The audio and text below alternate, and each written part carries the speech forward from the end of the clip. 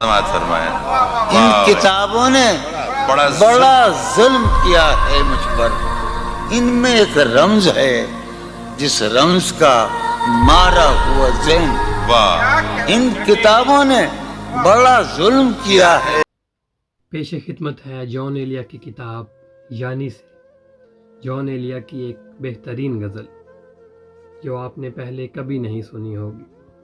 چھوٹی سی غزل ہے لیکن اس غزل کا ایک ایک شعر ہی سننے والا اور داد کے قابل ہے. جان ایلیا اس میں اپنی محبوب کے یاد کے بارے میں لکھتے ہوئے اس غزل کا آغاز کچھ یوں کرتے ہیں. تمہاری یاد سے جب ہم گزرنے لگتے ہیں، ذرا غور کیجئے، تمہاری یاد سے جب ہم گزرنے لگتے ہیں، جو کوئی کام نہ ہو بس وہ کرنے لگتے ہیں.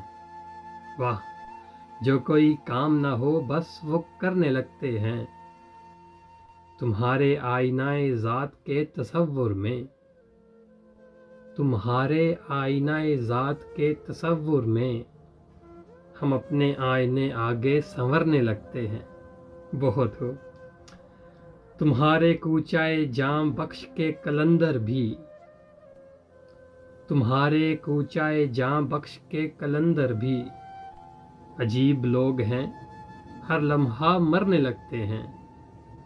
عجیب لوگ ہیں، ہر لمحہ مرنے لگتے ہیں. اپنی حالت بے حالتی اذیت میں، ہم اپنی حالت بے حالتی اذیت میں نہ جانے کس کو کسے یاد کرنے لگتے ہیں. نہ جانے کس کو کسے یاد کرنے لگتے ہیں. بہت اداس ہوں میں غم صدا نہیں رہتا، بہت اداس ہوں میں غم صدا نہیں رہتا.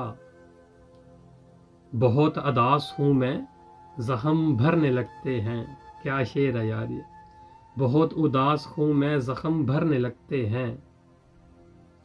انہیں میں تیری تمنا کا فن سکھاتا ہوں. اب جان ایلیا مجھے نہیں پتا یہاں پہ خدا سے مخاطب ہیں یا پھر وہ اپنے عشق مجازی سے مخاطب میں انہوں نے شعر لکھا ہے، لیکن یہ شعر بہت ہی جو ہے وہ ڈیپ تھنکنگ والا ہے. انہیں میں تیری تمنا کا فن سکھاتا ہوں، انہیں میں تیری تمنا کا فن سکھاتا ہوں، جو لوگ تیری تمنا سے ڈرنے لگتے ہیں. کیا ہوگا یار، میں اس کو پھر پڑھوں گا. انہیں میں تیری تمنا کا فن سکھاتا ہوں، جو لوگ تیری تمنا سے ڈرنے لگتے ہیں. یہاں میں ذکر نہیں کر رہا مکینوں کا، مقطع عرض ہے اس غزل کا. یہاں میں ذکر نہیں کر رہا مکینوں کا، کبھی کبھی در و دیوار مرنے لگتے ہیں. کبھی کبھی در و دیوار مرنے لگتے ہیں. تمہاری یاد سے جب ہم گزرنے لگتے ہیں، جو کوئی کام نہ ہو بس وہ کرنے لگتے ہیں. امید کرتا ہوں آپ کو یہ ویڈیو جان ایلیا کی یہ غزل ضرور پسند آئی ہوگی. اگر آپ بھی اپنی کوئی پسند کی غزل جو ہے وہ کسی کتاب میں سے مجھے چاہتے ہیں کہ میں وہ غزل پڑھوں تو کمنٹ میں ضرور بتائیے گا. اپنی خواہش کا ضرور اظہار کیجیے گا اور اپنی اس غزل کے بارے میں اپنے خیالات کا اظہار ضرور کریے گا. اور میرے چینل کو ضرور لائک، سبسکرائب اور شیئر زیادہ سے زیادہ کریے گا تاکہ وہ لوگ جو جان ایلیا کو ابھی تک نہیں جانتے، جان ایلیا کو پڑھنا چاہتے ہیں، جان ایلیا کو سمجھنا چاہتے ہیں، ان کو اس چینل کے تھرو، ان کتابوں کے تھرو وہ بھی جان ایلیا تک پہنچ سکیں.